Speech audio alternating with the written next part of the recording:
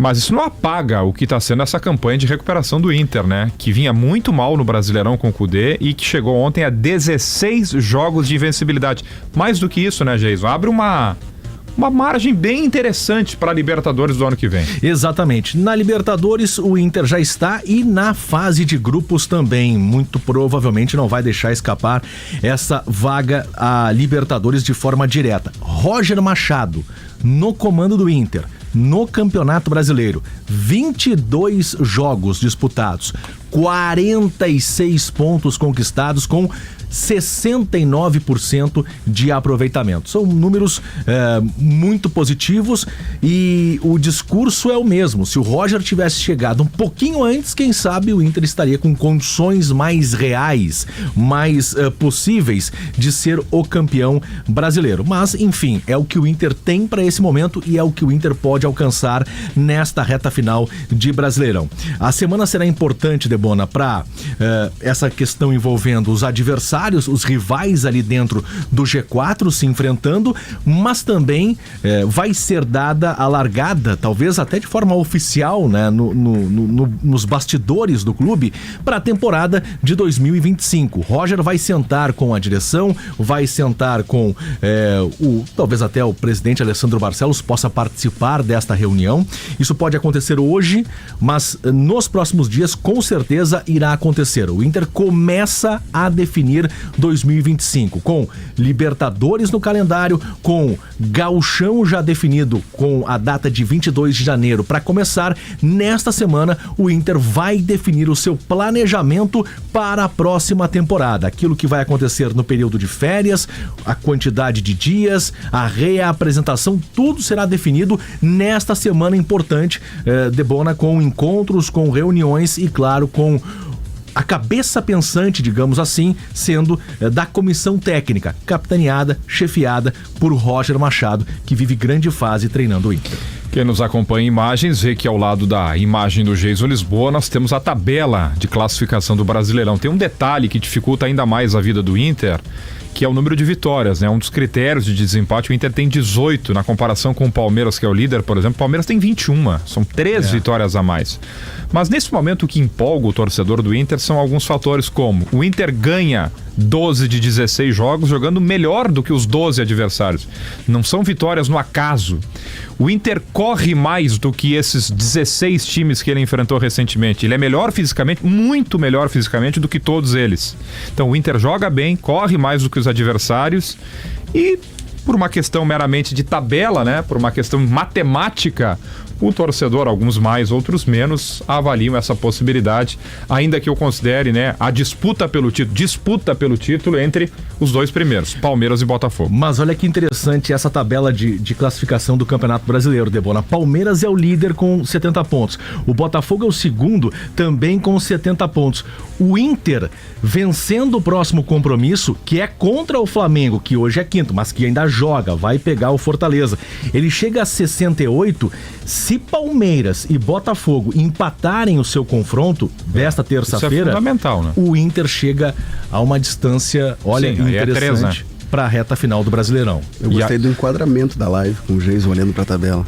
Foi planejado, né? Agora de improviso, mas foi planejado. Claro. Acho que funcionou. Funcionou. Claro, para tudo isso que a gente está falando, tem que haver um empate amanhã, porque aí o Inter ficaria 3 pontos e na próxima rodada o Inter recebe o Botafogo e o Palmeiras vai a Belo Horizonte pegar o Cruzeiro.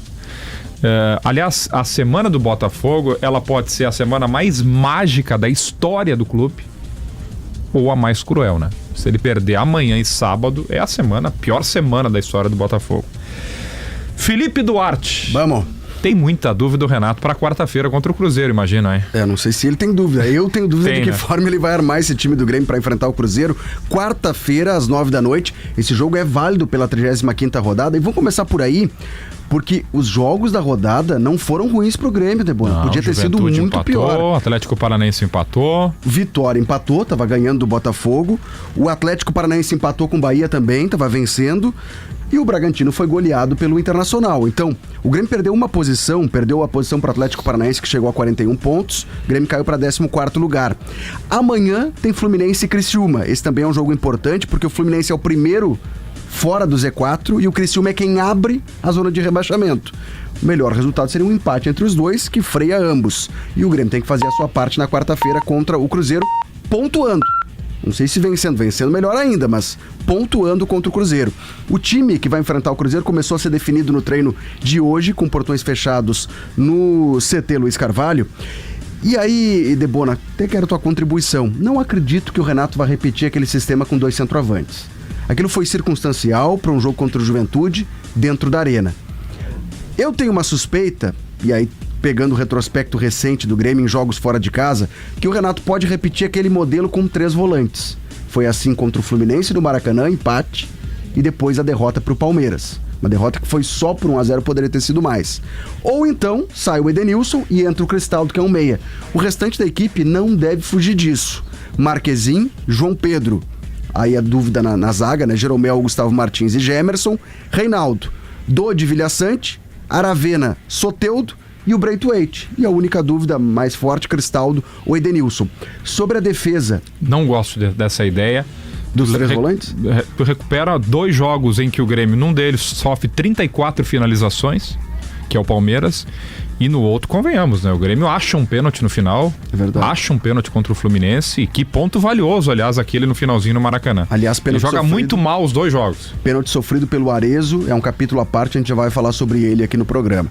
Sobre a defesa, coloquei como dúvida Jeromel e Gustavo Martins. No treino de ontem, teve um treino de finalizações e de ataque contra a defesa. E aí a dupla de zaga testada pelo Renato, observada pelo Renato, foi Jeromel e Gemerson. Hoje teve mais um treinamento e aí sinceramente ainda não tenho a informação de qual zaga trabalhou. Mas Jeromel e Gemerson nunca jogaram juntos, nunca começaram uma partida jogando juntos. E nem Gustavo Martins e Gemerson. Então a tendência é essa, né? Ficar entre Jeromel e Gustavo. A escolha do Renato será uma formação inédita para o Grêmio no Campeonato Brasileiro. E aí chegaríamos à 12ª formação de defesa do Grêmio no Campeonato Brasileiro. Até agora foram 11 testadas. 10 duplas e 1 trio.